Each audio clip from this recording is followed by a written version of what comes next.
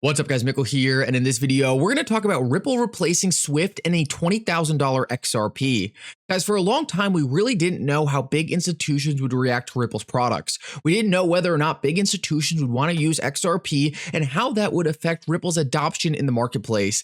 Guys, in this video, I want to show you that Ripple's strategy is actually gaining a lot more adoption than many people truly understand. I want to show you that Swift is drastically falling behind when it comes down to being competitive in the next generation financial system, and I want to show you how all of this ties together to the price of XRP. Guys, make sure to stick around for this whole thing. You are not going to want to miss it. Like always, your support means so much to this channel. Thank you to everyone who likes the videos and is subscribed to my channel. These two things really do help me out so much. Also, if you ever need a place to buy some XRP, make sure to check out my favorite exchange, Uphold, down in the description of this video.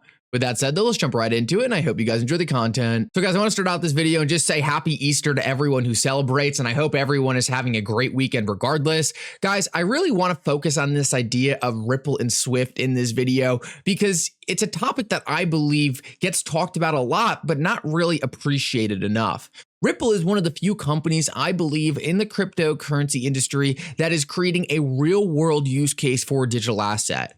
I see digital assets every single day. I see different influencers talk about different digital assets, and I can't wrap my head around why you actually need a cryptocurrency token for half these projects. There are a lot of great projects out there I see that just don't need a cryptocurrency token. The token is pretty much pointless in the entire business model other than to raise money. Now guys, one of my favorite things about Ripple and XRP is a critical utility to Ripple's products. XRP is absolutely fundamental to Ripple's payment stacks. Ripple's payment stacks simply wouldn't be competitive if XRP wasn't in it. If it wasn't for XRP, all of Ripple's products would just be essentially Swift copycats with better UI.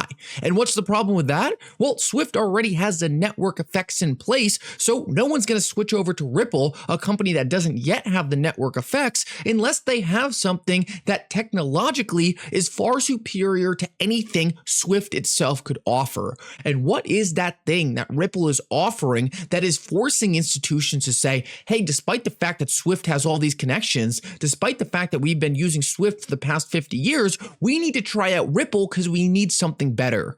Guys, that thing that makes Ripple's products better is XRP. And what draws me to this topic so heavily and what fascinates me so much about it is, in my opinion, it's one of the few products out there that is actually utilizing a cryptocurrency for a purpose where the cryptocurrency is actually needed. It's not some made up use case. It's not Ripple trying to fit XRP into this equation where it's not actually needed. It is a real world use case for a cryptocurrency that is going to make the financial system better. Now, I wanted to start off with that and just quickly focus on that because people always ask me, what do I like about XRP so much compared to all these other blockchain platforms? And for me, it's just clear utility, a real world application for how a cryptocurrency can be used to make the financial system better. Like I said, there are so many projects out there that I think are very cool projects, but I just can't wrap my head around why exactly you actually need a cryptocurrency to make that project work. Ripple is one of the biggest real world use cases for a cryptocurrency, and that's what I believe makes this all the more fascinating.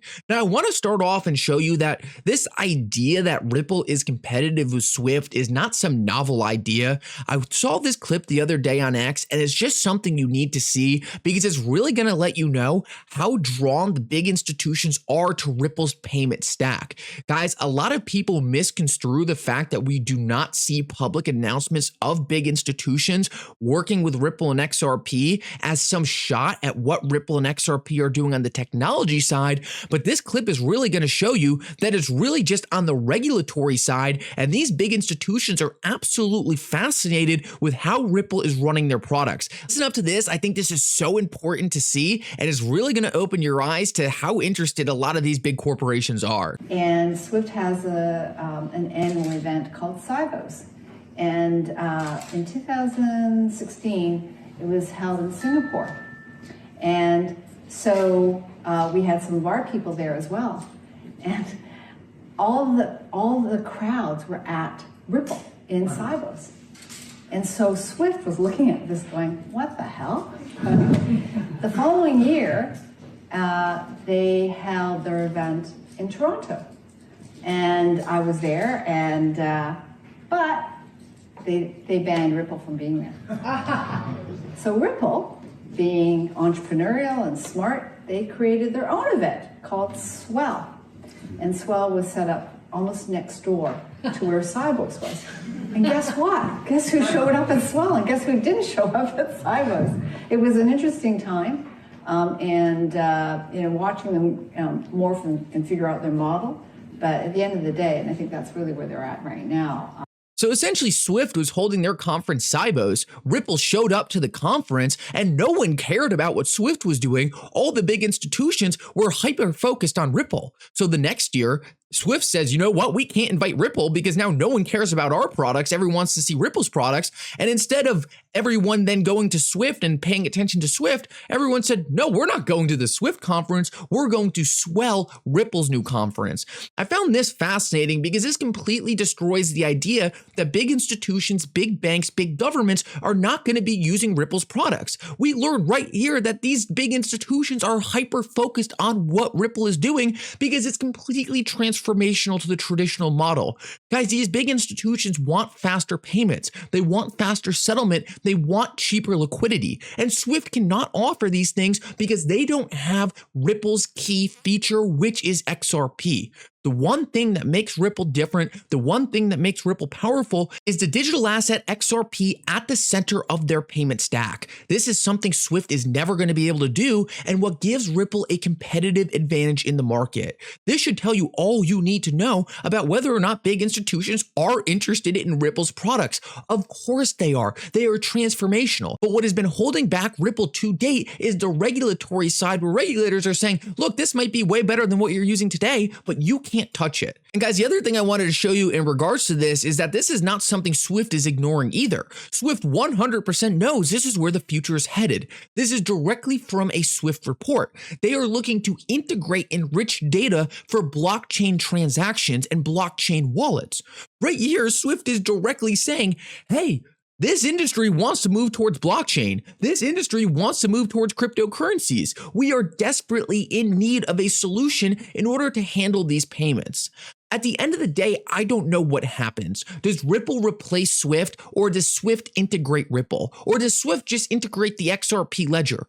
I have no idea which one of these solutions ends up winning out. But what I do know is what Swift has today is lacking something critical, and that is a native source of liquidity, a native token, an XRP-like asset that offers decentralized neutral liquidity. Swift is telling you right here that this idea of blockchain transactions by big institutions is here to stay. And what you listened into the clip before was that the big institutions are saying, we want to use this technology. That's why we're focusing on Ripple's products and not Swift's. Guys, it has never been more clear. The big institutions want access to these decentralized neutral sources of liquidity. And XRP is a digital asset being positioned by Ripple to be that decentralized source of liquidity for the institutions. I talk about it ad nauseum on this channel, top down versus bottom up. Ripple is working with the big institutions. Ripple is working with the governments, working with the players that matter to position XRP as this critical piece of the next generation financial systems payment stack. Guys, Swift, the current leader, is acknowledging that Ripple and XRP are massive disruptors. And like I say constantly on this channel, if it wasn't for XRP, Ripple would be nothing. If it wasn't for XRP, Ripple would be a Swift copycat. It is XRP that makes Ripple special and causing these institutions to turn their head. And guys, the last thing I want to show you is just some back of the napkin calculations for what would happen if Ripple really could attract Swift-like volumes to their platform. Guys, this was created by a board member of Ripple and the current head of digital assets at BlackRock. And what they did was actually created a calculator to estimate the value of XRP if it did get Swift-like volumes running across the ledger. And what they came up with was a $20,000 XRP. Guys, is this calculator completely accurate? Of course not. Is XRP going to get Swift-like volumes tomorrow? Of course not. Is it going to be a gradual buildup over time? Of course. But what this is telling you is if Ripple is successful, if Ripple can disrupt Swift, and if XRP really can remain a critical part of the future financial system in creating a next generation tool of sourcing liquidity and moving money, it could do tremendous things for the value of XRP. I just think this is so important that we all acknowledge. And even David Schwartz himself just the other day is still out on X saying payments are more efficient when you have a higher priced asset. Guys, Ripple's ultimate goal since day one has been to make moving money from point A to point B more efficient.